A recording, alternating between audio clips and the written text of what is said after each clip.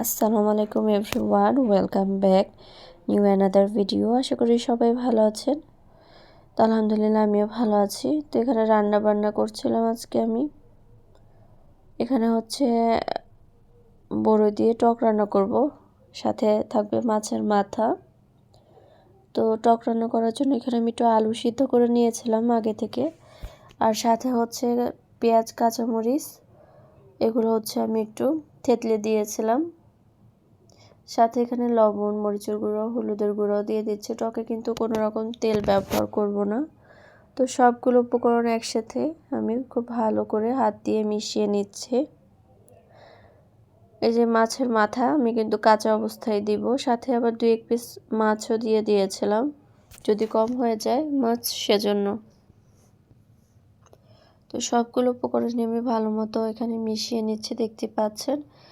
আমি এক হাতে ক্যামেরা ধরে আছি আর অন্য হাতে হচ্ছে মাখছিলাম এগুলি, সেজন্য একটু ভিডিওটা আর কি নড়াচড়া করছিল মোবাইলের স্ক্রিনটা। যাই হোক, এখানে হচ্ছে দেখতে পাচ্ছেন আমি পানি দিয়ে দিচ্ছিলাম।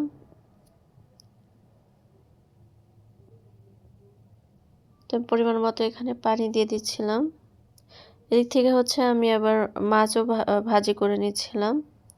তো মাছটা ভাজি হওয়ার পরে যে এক চুলায় দেখতে পাচ্ছেন টকে বলক চলে এসেছে অলরেডি। টকটা কিন্তু খেতে অনেক মজাই হয়েছিল। আর পাশের চুলাতে আমি আমার মেয়ের জন্য সবজি খিচুড়ি রান্না করব, তো সেটাই বসিয়ে দিয়েছিলাম। তো যখন টকটা খুব ভালো করে ফুটে আসে তখন আর কি বড়ি দিয়ে দিয়েছি। বড়ি দিয়ে বেশিক্ষণ জ্বালানো যায় না। তো টকটা হয়ে গেছে। এদিক থেকে হচ্ছে আমি যে সিম আলু দিয়ে মাছ রান্না করব, বড় মাছ। তো মশলা কষিয়ে নেওয়ার পরে এগুলোও দিয়ে দিচ্ছি। আজকে আর আমি হচ্ছে এক্সট্রা করে সবজি কোনো ভাজিনি, ডিরেক্ট আর কি রান্নাই করছি। সচরাচর রান্নার আগে আমি এগুলো একটু শ্যালো ফ্রাই করে নিই, তো আজকে আর করিনি, একটু তাড়াহুড়ো ছিল রান্নায়। তো এদিক থেকে আমি আবার আমাদের গাছে ধুন্দুল প্রায় শেষের দিকেই ছিল, তো কিছু পরিমাণ ধুন্দুল হয়েছিল, তার মধ্যে আবার কিছু নষ্টও হয়ে গিয়েছিল।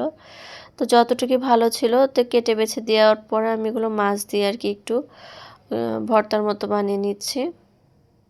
তো আমার রান্নাবান্না শেষ, দেখতে পাচ্ছেন আপনারা।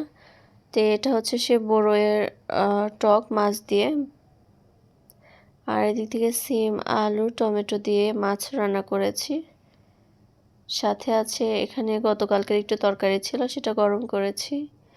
আর আমার মেয়ের সবজি খিচুড়ি, আর এই তো ধুন্দুলের ভর্তা তেলেটা।